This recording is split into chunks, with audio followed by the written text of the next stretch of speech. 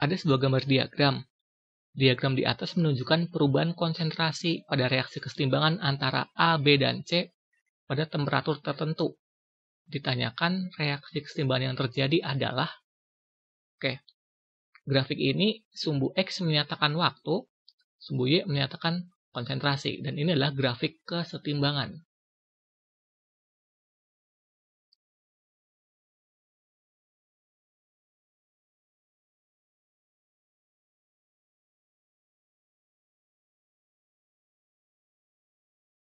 Pertama kita bahas konsep reaksi dulu nih. Reaksi secara umum ya, reaksi apapun itu kan terjadi dari reaktan atau pereaksi berubah menjadi produk atau hasil reaksi.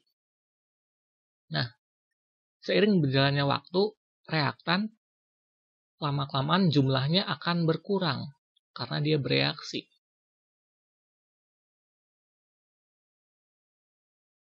Sedangkan produk atau hasil reaksi lama-lama akan bertambah jumlahnya. Nah sekarang kita lihat nih dari grafik ini. Dari mulai A, mula-mula atau menit ke 0, konsentrasinya dia juga 0 juga nih. Terus dia lama-kelamaan naik jumlahnya, konsentrasinya, sampai 0,2 terus nggak berubah lagi. Kemudian yang B, mula-mula 0,4, kemudian dia turun sampai udah nggak berubah lagi, berarti di sini nih 0,3. C, mula-mula 0,7 ada di sini, terus dia turun konsentrasinya sampai nggak berubah di 0,4. Berarti sesuai konsep ini tadi, A sebagai produk ya, karena dia jumlahnya bertambah. Kemudian B dan C sebagai reaktan, karena dia berkurang jumlahnya. Reaksi kesetimbangan tandanya bolak-balik, reaksi reversibel. Kemudian untuk mengetahui koefisiennya, kita coba buat nih mula-mula reaksi setimbang. Mula-mula ini kita ambil aja data konsentrasi dari menit ke 0. A, mula-mula 0. B, mula-mula 0,4. C, mula-mula 0,7. Kemudian kita ambil data dari S setimbang. Nah, kondisi setimbang ini ketika konsentrasinya relatif nggak berubah lagi atau udah jadi garis lurus. Udah jadi garis lurus. A, dia udah jadi garis lurus di konsentrasi 0,2 molar. Berarti setimbangnya 0,2. Kemudian B, setimbang di 0,3 di sini ya. B 0,3. Kemudian C setimbang di 0,4. Nah, kemudian tinggal kita lengkapi aja nih di reaksi. Mulai dari B, mula-mula 0,4, kemudian setimbangnya 0,3. Berarti yang bereaksi ya 0,1 ya. Tinggal dikurang aja. C juga mula-mula 0,7. Yang setimbang 0,4. Berarti yang bereaksi 0,3. Dikurang aja. A mula-mula 0, setimbang 0,2, berarti yang bereaksi 0,2. Oke, dari sini ingat di baris reaksi perbandingan mol sama dengan perbandingan koefisien. Atau boleh juga perbandingan konsentrasi sama dengan perbandingan koefisien. Nah, 0,1, 0,3, 0,2 berarti kan perbandingannya 1, 3, 2. Berarti koefisiennya juga 1, 3, 2. Di jawaban yang sesuai yang E ya. 3C tambah B menjadi 2A. Oke. Next. Paku besi lebih cepat berkarat jika berada pada lingkungan yang lembab karena ini korosi. Korosi itu terjadi syaratnya ada 2. Harus ada oksigen, harus ada air. Oksigen itu boleh oksigen di udara, boleh juga oksigen di dalam air atau dissolved oxygen. Air boleh air biasa, boleh juga uap air dalam bentuk gas, gitu. Oke. Untuk reaksinya sendiri nih, ini sebenarnya reaksi redoks. Jadi ketika ada besi kontak sama oksigen sama air, maka besi ini akan mengalami oksidasi menjadi Fe2O3X2O. Nah, ini adalah karat besi.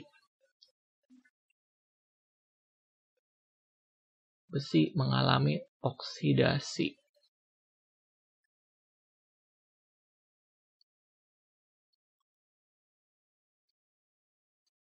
Oke, sekarang kita cek jawaban aja. Yang A, besi dapat bereaksi dengan air menghasilkan besi hidroksida. Oke, nggak bisa. Jadi yang bisa bereaksi dengan air hanya yang di sebelah kiri dari deret volta. Oke, kita ingat deret volta. Deret volta. Lihat kalau Bapak Camat nanti meninggal, almarhum minta air. Dan seterusnya. Nah, maksud H2O di sini artinya logam yang bisa bereaksi dengan air hanya yang di sebelah kiri H2O ini. Secara umum adalah logam golongan 1A dan logam golongan 2A. Sedangkan besi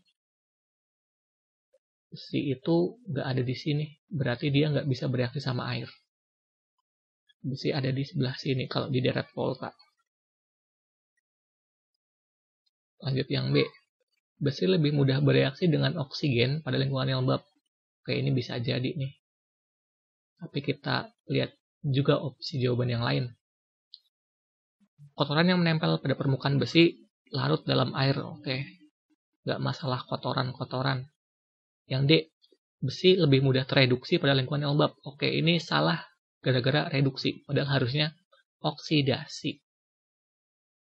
Yang E, uap air pada permukaan besi dapat berfungsi sebagai medium tumbuhnya bakteri yang menyebabkan korosi. Oke, korosi bukan disebabkan oleh bakteri. Ya, jadi jawabannya yang B.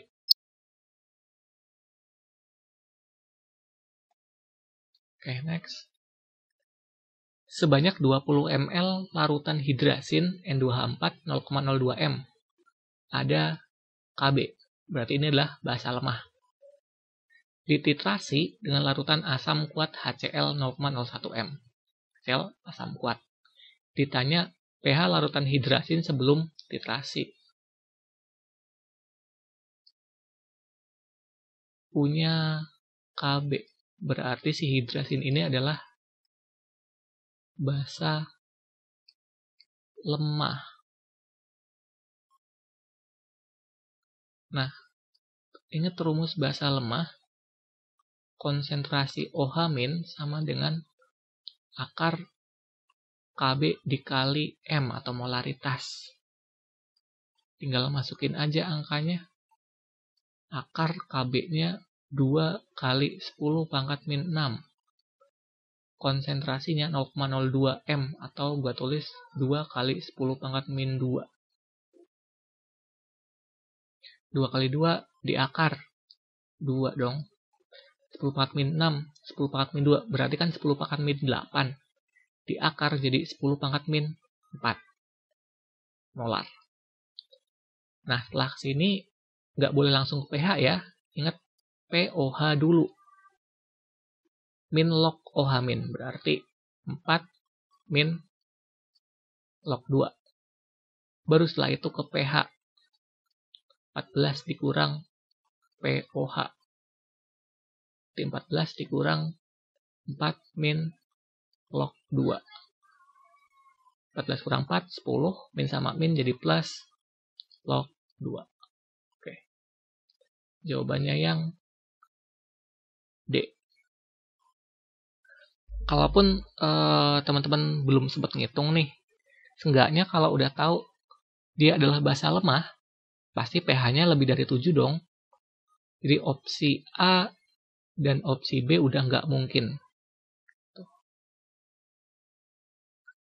Oke, next. Masih soal yang tadi, tapi ditanyakan pH larutan setelah dititrasi dengan 20 ml larutan HCl adalah titrasi. Ini titrasi asam basa, sebenarnya dasarnya adalah reaksi asam basa biasa.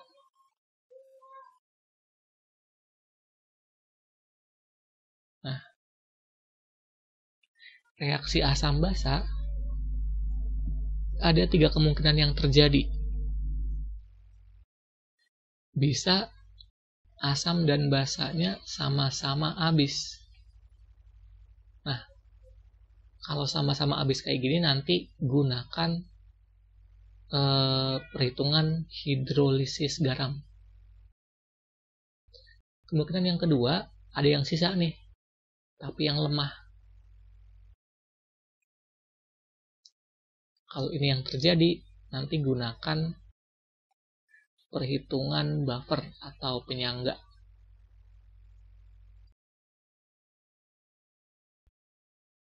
Kemungkinan yang ketiga, ada yang sisa juga tapi yang kuat. Kalau ini, gunakan asam kuat atau basa kuat, sesuai yang sisa aja. Oke, kita buat reaksinya dulu. N2H4 hidrasin direaksikan dengan HCl, menghasilkan garam ya. N2H5Cl. Nah, buat tahu apakah sama-sama habis atau ada yang sisa, kita harus buat mula-mula reaksi sisa.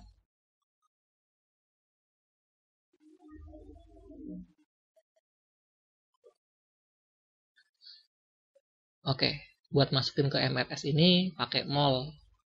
Dan seperti biasa, rumus mol M dikali volume, langsung dikali aja. Berarti hidrasinnya 20 ml 0,02 m dikali, berarti 0,4 milimol. HCl-nya 0,01 m, volumenya 20 ml, dikali aja berarti 0,2 milimol. Produk mula-mula masih 0. Oke. Nah, lanjut nih. Berarti yang bereaksi 0,2 dong. 0,2. 0,2. Ingat, baris reaksi sesuai dengan koefisien atau perbandingan mol sama dengan perbandingan koefisien. Berarti di sisanya hidrasin mula-mula 0,4 bereaksi 0,2. Berarti sisa 0,2 juga dong. HCl mula-mula 0,2 bereaksi 0,2. Habis. Garamnya mula-mula 0 bereaksi 0,2. Berarti yang tersisa ya 0,2-nya. Ini ditambah.